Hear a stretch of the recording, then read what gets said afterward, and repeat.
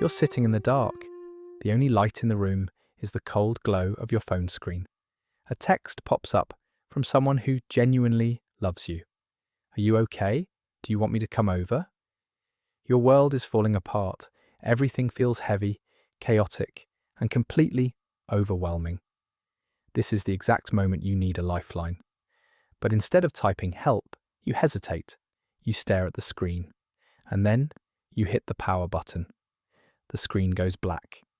You choose the silence. You choose to be completely, utterly alone. Society has a lot of names for this behavior. They call it being stubborn. They call it being cold, pushing people away, or just having a bad attitude. But underneath that silence, it's not a rejection of love. It's a primal, desperate survival mechanism. But why do we shut down like that? Why is it that the exact moment we need connection the most is the exact moment we fight the hardest to keep everyone out? Today, we aren't here to judge. We are going to unlock that door and step inside the mind of the person who disappears when it hurts the most. Because chances are, that person is you.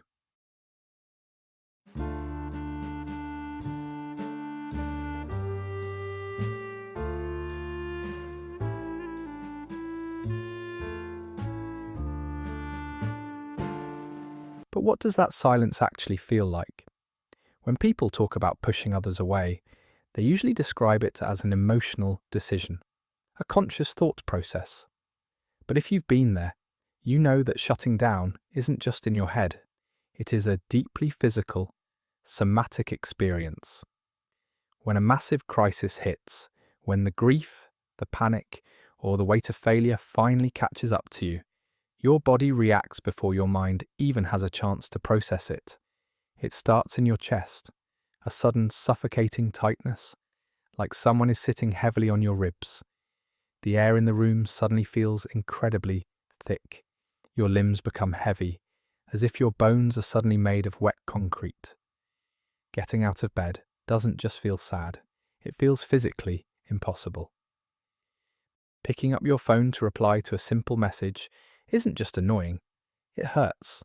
Staring at the keyboard, trying to formulate the words, "I am fine, thank you," requires the exact same amount of metabolic energy as running a marathon. You look at the glowing screen, and your fingers simply won't move. You are completely drained, empty. You aren't choosing to be distant. Your nervous system has been hijacked. Biologically, your body has entered the freeze state of the fight, flight, or freeze trauma response. Your internal breaker box has tripped. When the circuit gets overloaded by too much pain, too much stress, or too many expectations from the outside world, the body literally pulls the plug to conserve its last remaining drops of energy. You isolate yourself because your body is screaming that any external input, a conversation, a question, even a warm hug, is a threat to your critically low battery. You don't have the physical capacity to hold space for someone else, because right now, you can barely hold space for yourself. To understand why your body reacts this way, why your nervous system treats a comforting hand as a terrifying threat, we have to look backward. We have to examine the hidden blueprint of how you learn to survive. In clinical psychology, there is a foundational framework known as attachment theory. It reveals that the way we navigate pain and crisis as adults is deeply wired into us by how our primary caregivers responded to our distress when we were infants. If your immediate reflex is to lock the door and disappear when your world is burning, it is highly likely your nervous system is operating on what is called an avoidant attachment style. Picture a young child. They are hurt, terrified, and crying out for comfort. But the response they receive isn't a warm, reassuring embrace. Maybe their caregiver is emotionally absent, chronically overwhelmed, or actively dismissive, telling them to simply stop crying and deal with it. Or perhaps they were just left alone to figure it out in an empty room. A child's brain is incredibly neuroplastic. It is constantly absorbing data to write the fundamental rules of survival. In those quiet, lonely moments, that child's brain learns a tragic, permanent lesson about the world. Relying on others leads to disappointment. Having needs makes you a burden. The brain brilliantly, but painfully, rewires itself. It decides that vulnerability is a profound danger. It learns to self-soothe in the shadows, believing that the only person it can fundamentally trust to handle the pain is itself. Fast forward 20 or 30 years. You are a grown adult facing a devastating life crisis, but when a friend reaches out to help, your brain doesn't see love. It flashes a blinding warning sign. Do not show weakness. Weakness will be punished. Lock down the system. But it's not just our early childhood experiences that wire us this way. It's the very water we swim in. If you grew up in Western society, particularly in America, you are handed a deeply flawed script about what it means to be strong.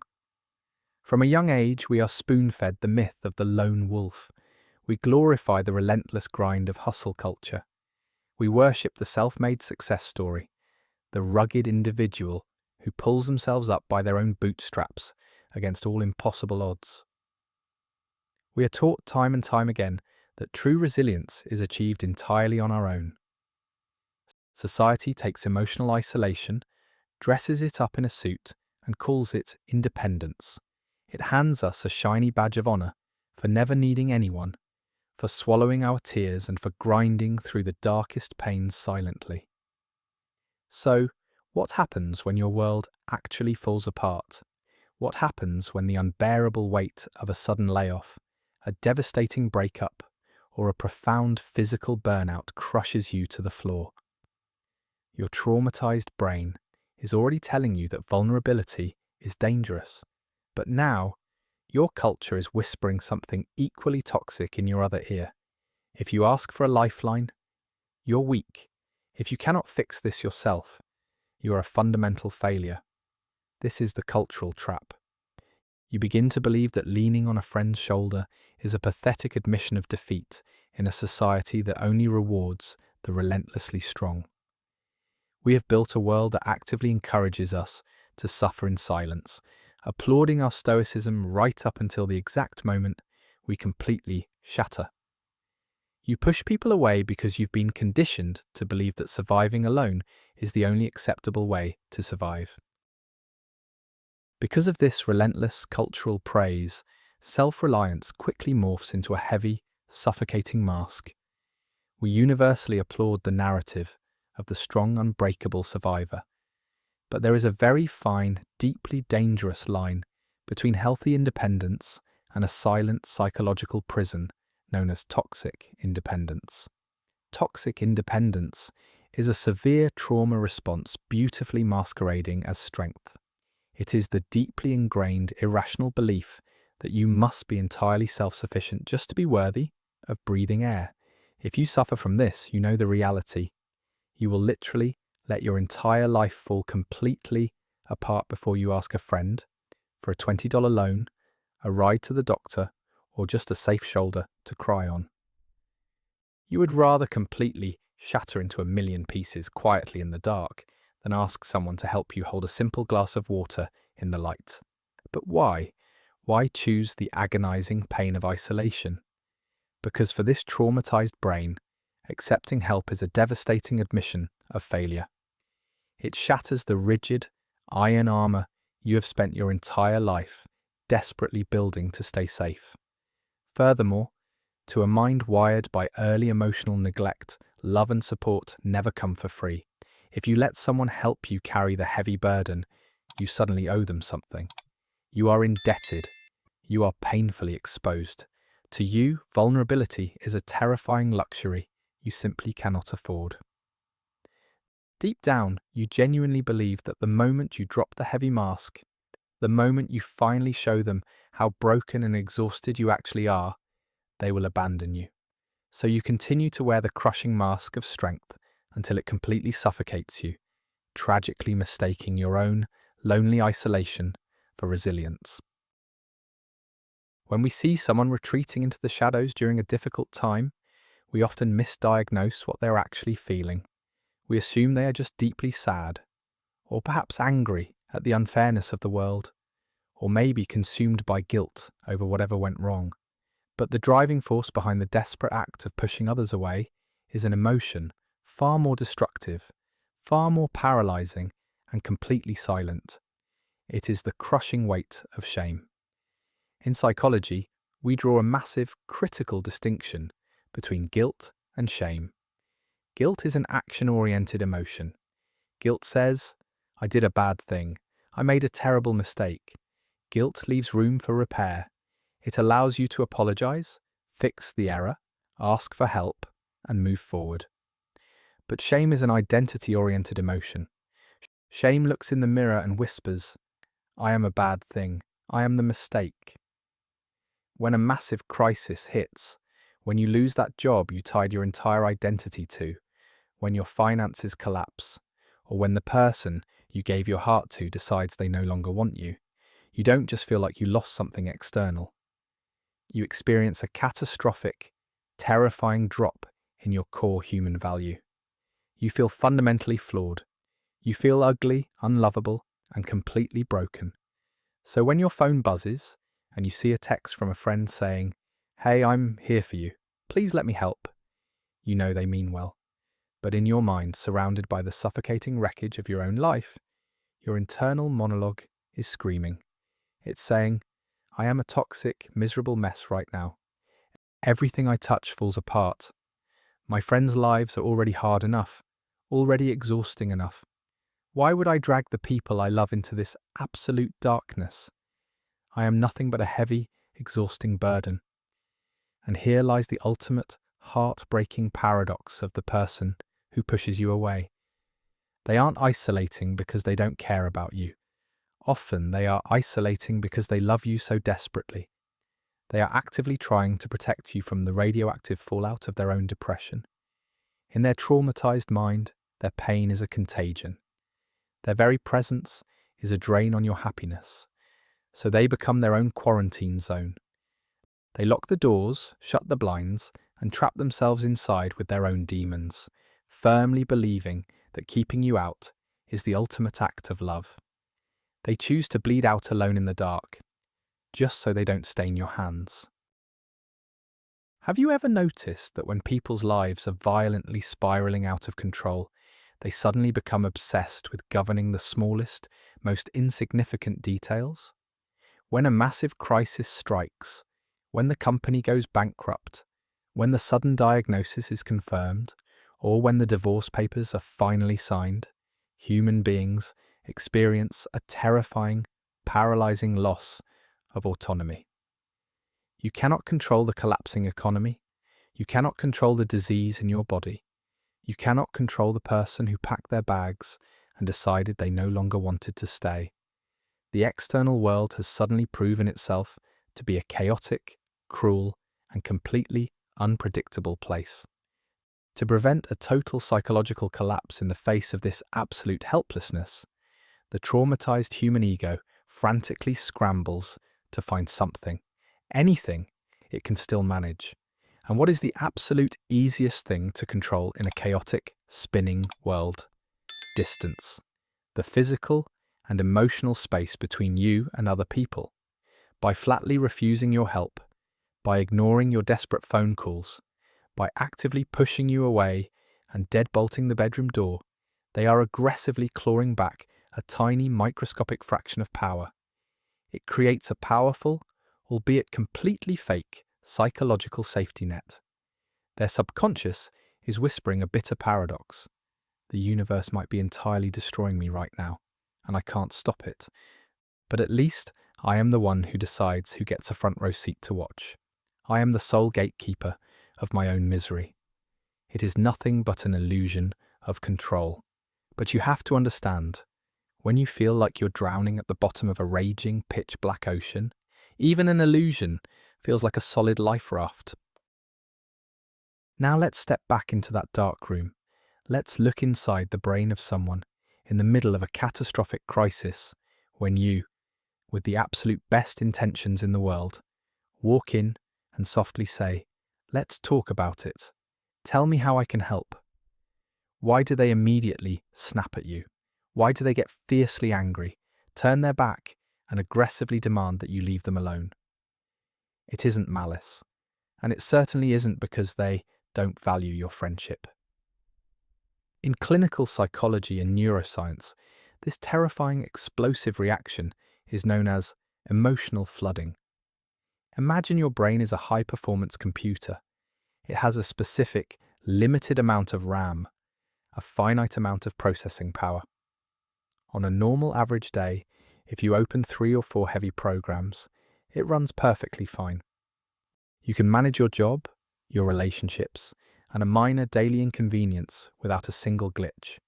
But now, imagine a crisis hits, and you're suddenly forced to open 80 massive, high-definition video files at the exact same time. What happens?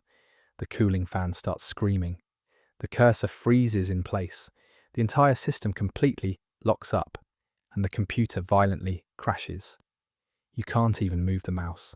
When a person is drowning in a deep, agonizing crisis, their sympathetic nervous system is violently activated. Their brain is utterly flooded with stress hormones. Cortisol and adrenaline are aggressively pumping through their veins, preparing them for a physical war that doesn't actually exist. Because of this massive chemical storm, their prefrontal cortex, the advanced, logical, conversational part of the brain responsible for reasoning, empathy, and processing language, literally shuts down to conserve energy for basic, primal survival. When you approach them in this paralyzed state with logical advice, probing questions, or even warm emotional sympathy, you aren't throwing them a lifeline. You are accidentally forcing a crashing, smoking computer to process brand new, highly complex data. You are asking them to not only manage the chaotic, unbearable hurricane of their own emotional state, but to also manage your active concern for them. Their frozen brain has to suddenly calculate, oh no, now my friend is worried. Now I have to reassure them. Now I have to find the exact right words to articulate my agonizing pain in a way that makes sense to them. It is simply too much bandwidth. It's too many tabs open at once. They violently push you away because their neurological system is flashing a giant red warning. System overload. Abort. They desperately need the silence, not because they hate you, but because their exhausted brain requires total, absolute sensory deprivation just to reboot. Let's shift our focus for a moment to the person standing helplessly on the outside of that locked door.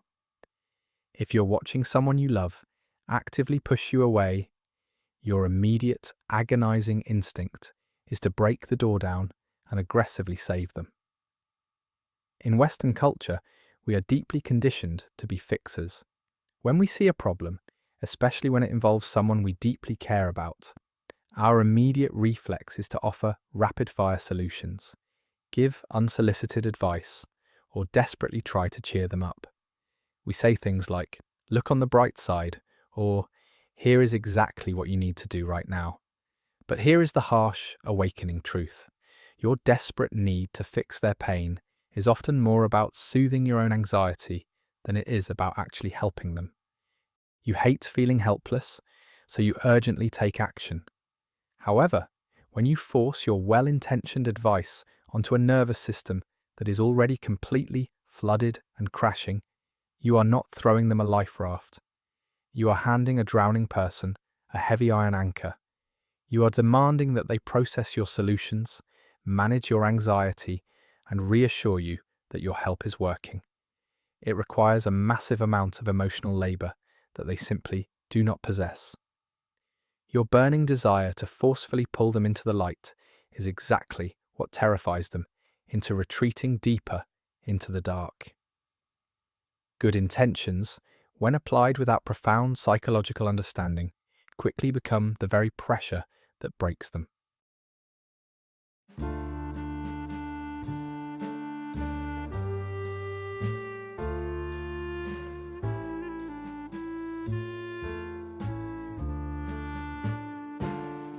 Healing from cynicism doesn't mean becoming blindly trusting overnight. It means learning to loosen the armor, piece by piece. It means allowing yourself to experience small moments of trust again, without demanding certainty. The goal is not perfection, but awareness. To notice when your past is speaking louder than your present, to pause before shutting something down, to let something good exist, even if just for a moment. Because the truth is, your cynicism was never your enemy. It protected you when you needed it most, but you don't have to live there forever. You can choose to feel again, slowly, carefully, on your own terms. And if this message resonated with you, if you felt seen, or if you finally understood someone in your life, leave a comment and share your story. And don't forget to subscribe to the channel to keep exploring the deeper layers of the human mind together. Thank you for watching.